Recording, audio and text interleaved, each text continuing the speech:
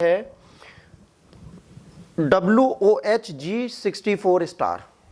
ये जो है WOHG64 स्टार के बारे में बेटा हम लोग बात करेंगे। ये WOHG64 स्टार है क्या, कहाँ से आया, इसकी कौन सी प्रजाति पाई जाती है, हम लोग इसको कैसे देखेंगे, इसके बारे में बात है। अब ये है कौन सा, G64 स्टार, और ये है हमारा सूरज। साइज में अंतर देख लीजिए, दिख रहा है सूरज भैया और G64 में कितना अंतर है, इतना अंतर है जितना कि प्लूटो और सूरज में। तो बहुत बड़ा स्टार है। तो इसके बारे में है, हाल में पहली बार वैज्ञानिकों ने WOHG64 तारे को जूम करके चित्र लेने में सफलता हासिल की। किसी और आकाश गंगा में है और इसको फिर हमने कैप्चर किया बहुत अच्छे से और इसको हमने फोटो खींची एक स्टैंडर्ड मैनर में। तो वहां पे लोग कितने बड़े होंगे। एक विशाल तारे का चित्र यूरोपीय दक्षिण वेधशाला वैली लार्ज टेलीस्कोप इंटरफेरोमीटर के है ना इंटर द्वारा उल्लेखित तीक्ष्णता के साथ लिया गया। ये बड़े मैगेलेनिक बादल में स्थित है जो एक बोना या उपग्रह आकाशगंगा है जो हमारी आकाशगंगा की परिक्रमा करता है, जो हमारे सबसे निकट आकाशगंगाओं में से एक है। अब ये आपको याद रखना है, ये क्या बोल रहे हैं, ये किस में है, मैगेलेनिक क्लस्टर्स में है। यहाँ पे क्या है, जो एक बोना या उपग्रह आकाशगंगा है, मतलब जो जितनी गैलेक्सीज हैं उनसे छोटी है और हमारी आकाशगंगा की तरफ घूमती है, ठीक है, और ये हमसे सबसे निकट है।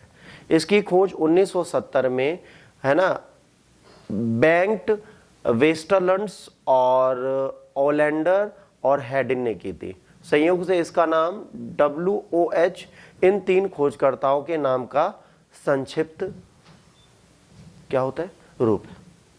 ठीक, अब ये पृथ्वी से ज्यादा दूर नहीं है, बस 1,60,000 प्रकाश वर्ष दूर है। इसका मतलब क्या हुआ, एक साल में धरती सूरज की रोशनी को जितना यहाँ पे ग्रहण करती है, मतलब 8 मिनट में हमारे यहाँ सूरज की रोशनी पहुंच जाती है। तो 8 मिनट को पहले 60 से, फिर 60 को 24 से, फिर 24 को 365 से, फिर इसके बाद 1,60,000 से, इतना मल्टीप्लाई कर दो, बस इतने किलोमीटर दूर है, बहुत ज्यादा नहीं। तो मतलब यहां तक पहुंचना नामुमकिन है। ठीक, ये लाल महादानव तारा, वाह क्या शब्द है, ये लाल महादानव तारा रेड सुपर जायंट के रूप में वर्गीकृत है जो सूर्य से लगभग 2000 गुना बड़ा है। 2000 टाइम बिग भाई साहब। नई तस्वीर से पता चला है WOH अपने जीवन के अंतिम चरण में प्रवेश कर रहा है। हाल के वर्षों में तारे की बाहरी परत उड़ गई है, अब ये गैस और धूल की मालाओं और चापों से घिरा हुआ है। हाँ, अंतिम श्वास। ठीक, अब ये अनियमित आकाशगंगाएं जो एक गैसीय आवरण साझा करती हैं। अब ये जो मैगेलेनिक क्लाउड के बारे में बात की थी ना, जो सबसे पास है आकाशगंगा की चक्कर लगा रहा है, वो कौन है, ये गैसीय आवरण साझा करती हैं। दक्षिणी आकाशीय ध्रुव के पास आकाश में लगभग 22 डिग्री की दूरी पर स्थित है। अगर आप अपने यहाँ से देखेंगे तो दक्षिणी आकाशीय ध्रुव के पास जाइए और वहां से 22 डिग्री के एंगल पे जूम करते जाइए, आपको मिल जाएगा। ये दो अनियमित आकाशगंगाओं बड़े मैग्नेटिक बादल और छोटे मैगेलेनिक बादल से बने हैं जो हर 1500 मिलियन वर्ष में एक बार आकाशगंगा की परिक्रमा करते हैं। कितने दिन लगता है एक आकाशगंगा हमारी परिक्रमा करने में, इन्हें ज्यादा नहीं लगता, 1500 मिलियन ईयर्स लगते। हर 900 मिलियन ईयर्स वर्ष में एक बार एक दूसरे की परिक्रमा करते हैं। तो मिलियन ईयर्स है भाई, एक दो दिन नहीं है। इन साथी आकाशगंगाओं का नाम पुर्तगाली नाविक है ना फर्डिनांड मैगेलन के नाम पर रखा गया, जिनके दल ने विश्व की पहली यात्रा है ना 19 से 22 के बीच में की।